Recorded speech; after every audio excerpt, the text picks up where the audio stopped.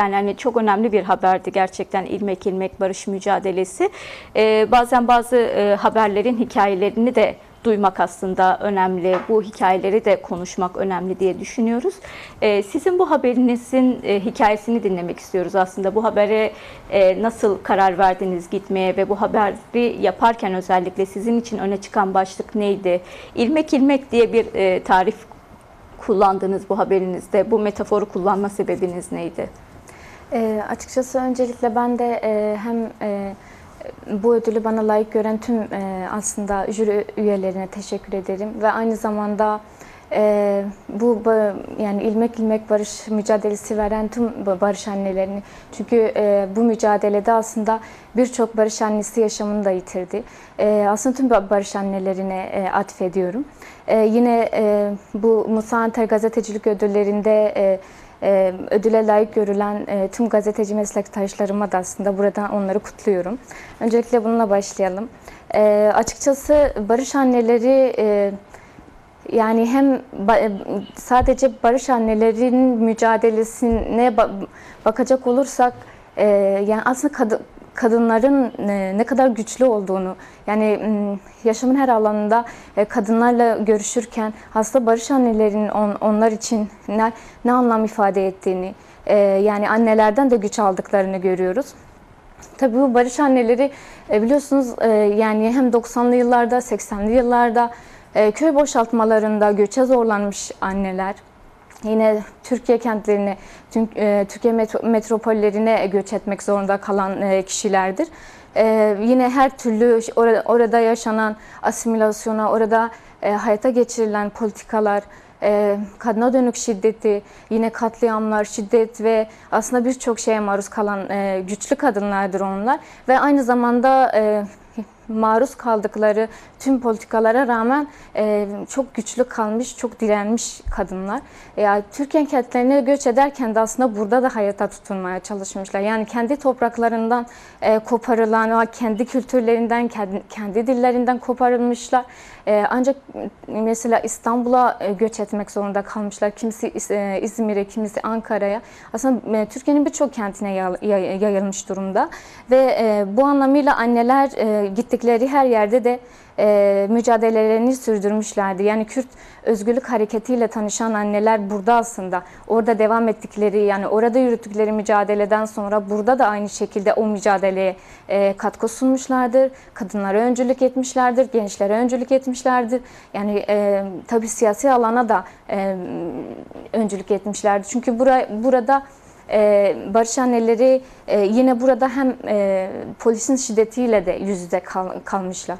Yani her etkinlikte veya her kendi duygularını, kendi fikirlerini aslında benimsedikleri yol haritayı ne zaman haykırmaya çalışmışlarsa her zaman bastırılmaya çalışılmışlardır. Yani sesleri kısılmaya çalışılmış. Bu anlamıyla açıkçası barış anneleri yani çünkü mücadeleleri sadece 90'lı yıllardan değil çok ötesine dayanıyor. Tabii 1999 yılında da barış anneleri meclisi kuruldu. Yani aslında birçok annenin bir araya gelerek yani hem kadın alanında birçok mücadele yol haritasını izlemişlerdir. Ancak 1990 yılında da barış anneleri olma kararı çıkmış. Ortak bir karar aslında. Ya bununla da aslında devam eden, yani Türkiye'de Kürdistan aslında devam eden savaş politikaları, özel savaş politikaları, Kürt halkına dönük savaşları, gençleri, çocuklarına yönelik yapılan tüm baskılara aslında cevap olmak için, yani yaşadıkları, maruz kaldıkları her şeye rağmen ısrarla barışı haykırıyorlar. Yani aslında her zaman temas kurduğumuz kadınlar onlar. Her zaman da mikrofon uzattığımız, takip ettiğimiz etkinliklerini, eylemlerini, öncülük ettiği yani o öncülük ettiği kesime de aslında aynı şekilde her zaman takip ettiğimiz kişilerdi. Tabii birçok kez mikrofonumuzu uzatmışızdır. Her biriyle de tek tek belki hayat hikayelerini işledik.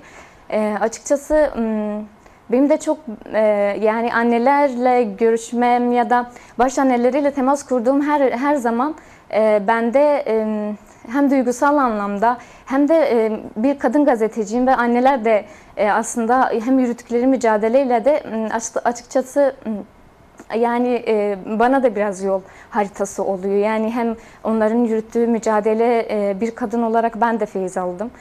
Alıyorum da. Yani güçlü duruşları, direngenlikleri, cesaretleri gerçekten ilham verici oluyor. Birincisi hem özgür basın çalışanıysan ya da muhalif kesimsen bu yaşamın her alanında yani sana bir saldırı olarak geliyor. Yani aslında sahada çalışma yürütürken hem polisin şiddetine çok kez maruz kalıyoruz. Tabii ki de bu yani bir kadın olduğumuz için apayrı bir şiddete, aslında sözlü hem sözlü şiddete, tacize ve fiziksel şiddete de çokça maruz kalıyoruz.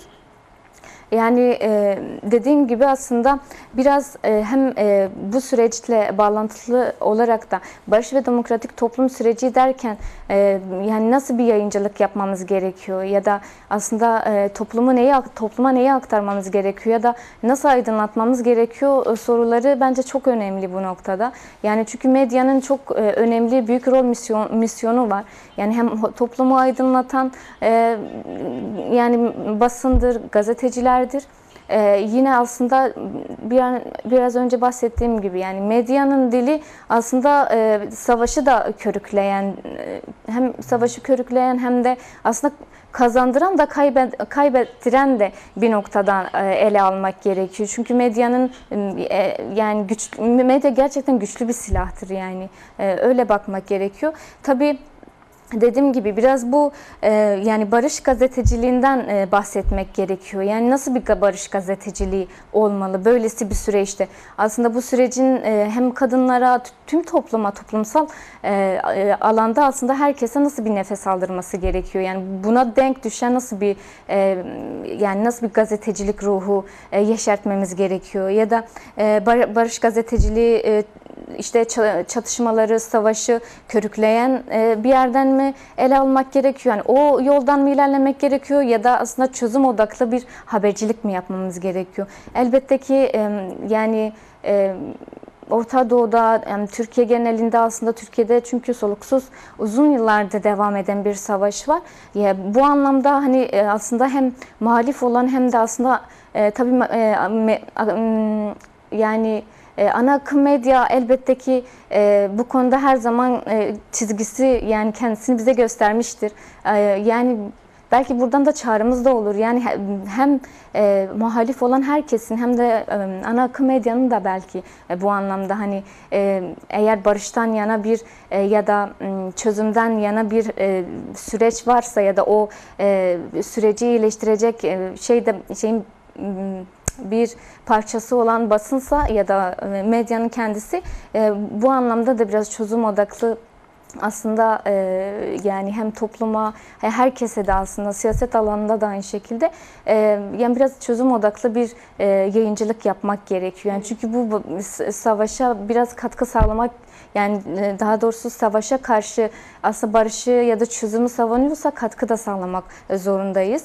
Yani Elfasi aslında tam kaldığın noktadan sormak isterim. Yani barış gazeteciliği özellikle son dönemlerde sıkça duyduğumuz da bir kavram. Yani bunu nasıl yapacağız? Yani barış gazeteciliği nasıl yapılabilir ki zaten aslında Musa Anter, Gurbeteli Ersöz gibi gazetecilik konusunda hani bir mirası devraldığımızı söyleriz genel olarak özgür basın emekçileri olarak. Yani zaten aslında var olan bir barış gazeteciliğiydi. Yani daha toplumsal olana ilgi duyan, toplumun yararını gözeten bir gazetecilikti zaten yaptığımız ama tam da bu süreçte barış ve demokratik toplum sürecinde yeni bir gazetecilik tarifi mi yapıyoruz aslında? Barış gazeteciliği nedir, nasıl geliştirebiliriz ve sürecin ihtiyacı olan gazetecilik hattını nasıl kurabiliriz? Yani açıkçası barış gazeteciliği yani çok böyle uzaktan aramaya gerek yok ya da ne oldu sorusuna da yani sormaya gerek yok. Belki ne oldu yani çözüm arayışları ne olmalı? Yani çünkü burada herkesin talebini, herkesin aslında ne istediğini sormak gerekiyor. Toplum ne istiyor, kadınlar ne istiyor? Sonuçta yani bu ülkede aslında her türlü şiddet yaşanıyor, yani kadın katliamlarından tutun çocuk istismarlarına, yani her türlü şiddet argümanları hayata geçirilmiş durumda. Bunun için aslında hani barış gazeteciliği derken hani bu barışı inşa etmek için açıkçası hem kullandığımız dile dikkat etmemiz gerekiyor. Yani yapıcı davranmak gerekiyor. Sürekli böyle savaşı körükleyen, çatışmayı körükleyen bir dilden uzak durmak gerektiğini düşünüyorum. Evet, biraz aslında barış gazeteciliği deyince belki hani barış ve demokratik toplum sürecine dair yapılan tartışmaların bir parçası olarak da inşa etmek meselesi de sanki önemli gibi geliyor değerli Elfazi. Yani sadece var olanı teşhir etmek, sadece var olan gelişmeler üzerinden buradaki hakikati ortaya çıkarmak değil, aynı zamanda belli anlamda sanki inşa edilenleri de gündemleştirmek de önemli gibi. Çünkü bu bir taraftan savaş ve çatışma ortamından kaynaklı cidden hani çok yoğun bir atmosfer içerisindeyiz hepimiz. Bu atmosferi anlatmaya çalışırken bir bakıyoruz ki aslında arada yapılan ve inşa edilen olumlu şeyler biraz daha gözden de kaçmış oluyor. Demin değerli Baykar'a da özellikle bağımsız medya olmanın hani zorlukları var ama olumlu yanlarıyla başladı. Mesela bence de önemli bir noktaydı. Bu yönüyle ilgili ne düşünüyorsunuz?